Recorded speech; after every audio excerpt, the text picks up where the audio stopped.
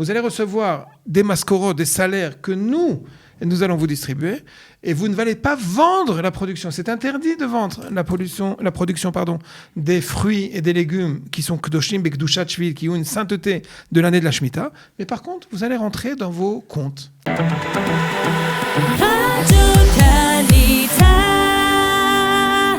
Et nous retrouvons le Rav Avraham Drey, comme chaque lundi, pour répondre à vos questions. Alors, Rav Drey, bonjour. Shalom.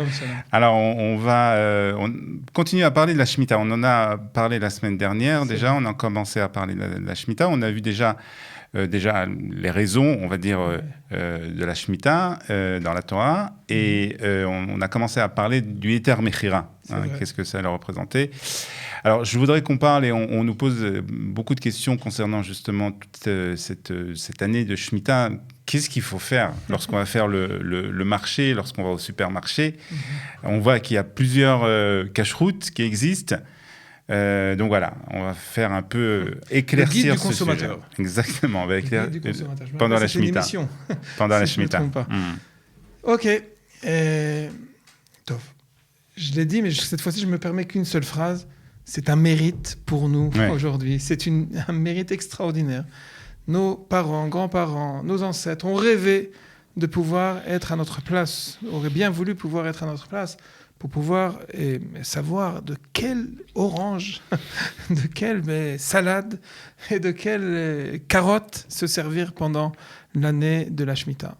Une fois établi ce mérite prophétique, vraiment, une époque prophétique, il va falloir en effet faire de l'ordre. Heter Mechira, on en a parlé, de nombreuses controverses. Je ne tiens pas, vraiment, il ne s'agit pas maintenant d'exprimer un jugement sur ceux qui sont les protagonistes, sur ceux qui veulent absolument, sur ceux qui disent au contraire, chez nous ça ne passera jamais. Les polémiques qui continueront, ce n'est pas notre objet aujourd'hui, ce n'est pas notre préoccupation aujourd'hui. Je veux proposer une sorte d'élargir peut-être d'abord la connaissance, ça commence par cela.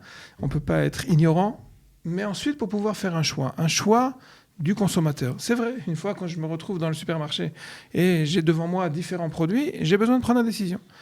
Pour pouvoir prendre cette décision, on a besoin d'abord de comprendre de quoi on parle.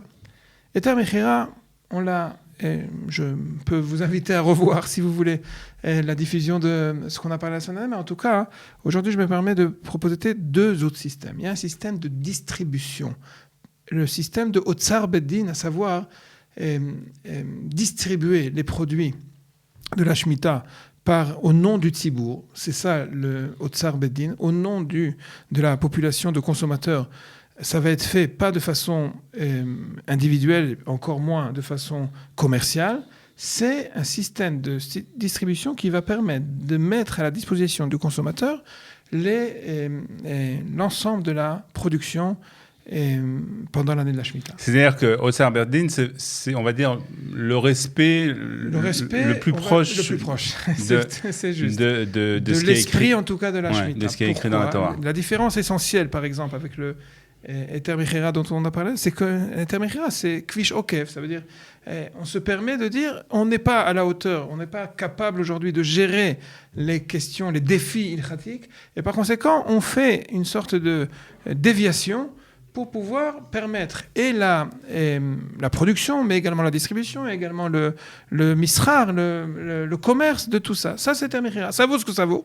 On a dit qu'il y a de nombreux histaïgouyot, mais pour l'instant, en tout cas, mais ça a été établi de nombreuses fois par le Rav Ovadia, par la Rabbanout Harashit, et on peut parfaitement considérer comme une solution. D'accord. On va l'appeler la solution, pas miracle, mais en tout cas la solution principale. D'accord. Ce que dit l'Otsar Beddin, pourquoi aller directement vers une déviation alors qu'on est capable d'une échelle, pas forcément la plus grande, mais en tout cas à une certaine production, d'être capable de pouvoir produire, de pouvoir distribuer et de pouvoir consommer.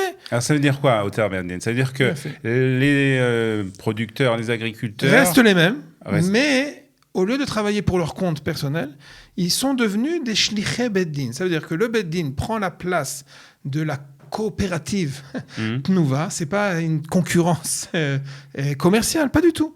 Elle va en fait permettre à proposer aux moshavnikim, aux kibbutznikim, à tous les agriculteurs en Israël, de leur dire donnez-nous à nous la production et nous allons la distribuer. Vous n'allez pas être mis de côté, vous allez devenir en fait, au lieu d'être des atzmaïm, au lieu d'être des indépendants, vous allez être sririm, vous allez recevoir des mascoros, des salaires que nous allons vous distribuer, et vous ne allez pas vendre la production. C'est interdit de vendre la production des fruits et des légumes qui sont kdoshim bekdushat shvil, qui ont une sainteté de l'année de la Shemitah, mais par contre, vous allez rentrer dans vos comptes. Une sorte de pitouille. C'est aussi un détournement quelque part, parce que la production est censée être donnée, mise à la disposition. Bien fait. J'ai envie de dire, le Tsar Beddin propose à l'ensemble de la population. Vous voulez, aller dans le Golan pour aller prendre vos pommes, ou vous voulez aller dans n'importe quelle partie d'Israël pour aller récolter vous-même, ça c'est l'esprit de la Shemitah. Si ceux qui habitent Jérusalem, Tel Aviv, et qui n'ont pas forcément des agriculteurs autour d'eux, alors la vérité, c'est que pour le Tsar Beddin, ce serait extraordinaire. Si vous êtes capable, vous, d'aller le vendredi, aller faire votre marché et aller directement sur le terrain, très très bien. Le Tsar Beddin comprend que ça risque d'être un peu difficile d'espérer que ça va se faire de cette façon-là. Et on va se retrouver avec un autobus qui vient sur le Moshav pour aller prendre des fraises ou je ne sais pas trop quoi. Alors, comment on reconnaît que c'est une production de Tsar Beddin ? C'est fondamental cette question-là. La différence essentielle, c'est que dans les kashruyot, ce sera marqué Kadosh Bekdushat Shevi'it, à savoir, il faut avoir un rapport face aux fruits, face aux légumes, c'est essentiellement les légumes en ce moment, de Kdushat Shevi'it. Alors, ça veut dire quoi ? Exactement. Il ne s'agit pas d'un ange particulier, il ne s'agit pas d'une spiritualité particulière, il s'agit que quand je mange un fruit qui a été planté, qui a été cultivé, qui a été produit par la terre d'Israël, toutes les années, indépendamment de la Shemitah, il y a une doucha particulière pour les productions d'Israël. C'est vrai. Mais ça vient, on va dire, l'expression de cela, c'est les tourmot, maasrot, on va dire, ça ne concerne pas directement, en tout cas, le consommateur. Mais au moment de la Shemitah, ce n'est pas seulement la sainteté de toutes les années, c'est un concentré de sainteté d'Israël qui se retrouve dans ce concombre. Alors comment on doit se comporter face à cette sainteté ? Alors il ne s'agit pas de lui faire la prière, il ne s'agit pas de lui mettre une barbe et de l'embrasser. La vérité c'est qu'on peut, mais il s'agit de le manger. Comment faire ?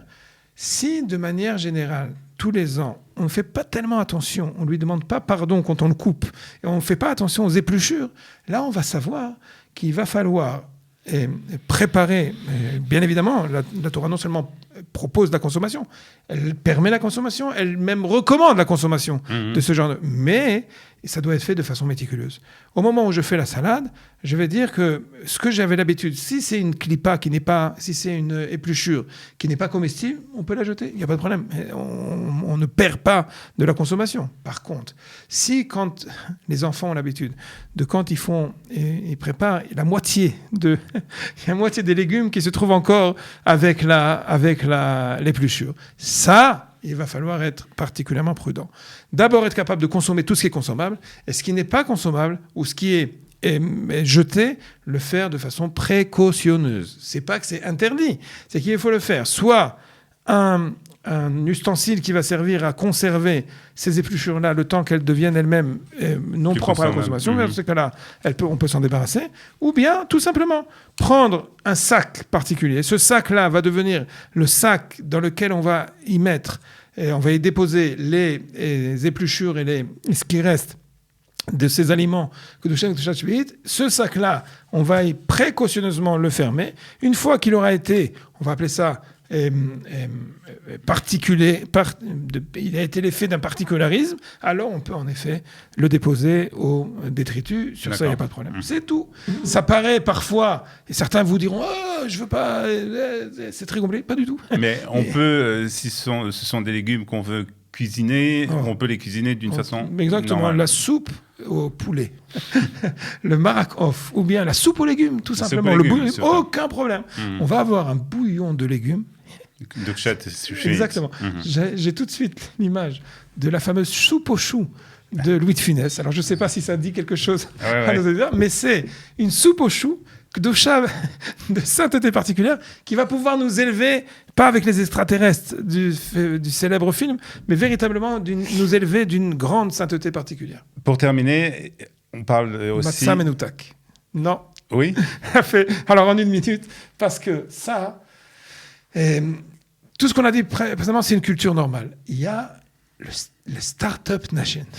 Le génie israélien est capable de faire pousser pendant la Shemitah des légumes, des herbes, capable de respecter formellement, de façon la plus méticuleuse, les lois de Kedushat Shvi'it. Et pourquoi ? Parce qu'il s'agit d'une culture, c'est pas artificiel, c'est pas virtuel, c'est des vrais légumes. Mais ce n'est pas fait dans des conditions de culture régulières. C'est-à-dire c'est pas lié directement à la terre. Exactement, ça s'appelle Menutak. Ça veut dire c'est toutes sortes de hamamot, toutes sortes de serres, avec des moyens où ils reçoivent, où chaque salade, chaque légume va recevoir exactement les minéraux qu'il aurait dû recevoir directement par la terre. Ça va être fait de façon quelque peu technologie, mais c'est pas...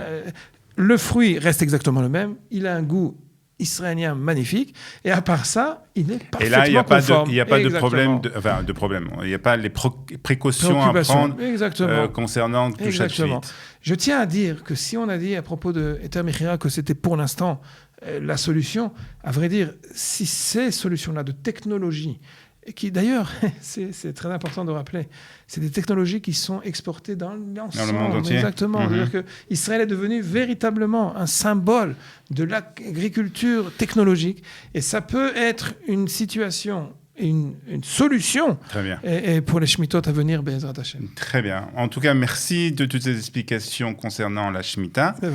Et on se retrouve, bien entendu, la semaine prochaine pour d'autres questions. Merci. Shalom à tous.